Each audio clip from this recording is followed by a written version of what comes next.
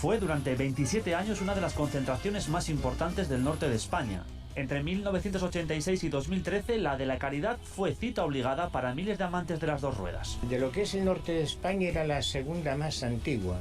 Y a nivel nacional, el Susete sabe prohibir estar entre las tres más antiguas. La basaba más que nada en situar a la Caridad en el mapa.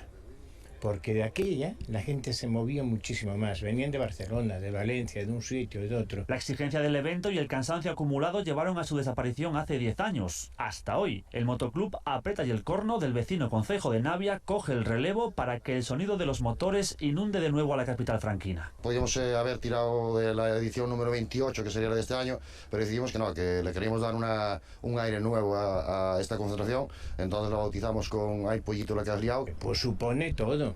¿Entiendes? Es como recuperar a un hijo que se marchó a las Américas y que ahora vuelve aquí. Una concentración de nueva creación, pero con el espíritu de siempre. En su mejor momento, esta concentración llegó a reunir a más de 500 moteros. Con el plazo de inscripción abierto hasta el miércoles, la de este fin de semana cuenta ya con 100 participantes. Punto de partida con el objetivo de consolidarse en el tiempo y recuperar el prestigio de su predecesora. Yo la primera de la Caridad fue en el año 86, si mal no recuerdo, y yo pues 2 o 3 años después ya estaba por aquí haciendo mis pinitos con un mespino. O sea que, y recuerdas todo cuando vino hace Fares a hacer las inscripciones, que de aquella era la bomba tener una persona de esa índole. Juegos, música, rutas y gastronomía dan forma a un programa con el que las motos rugen de nuevo en el Franco.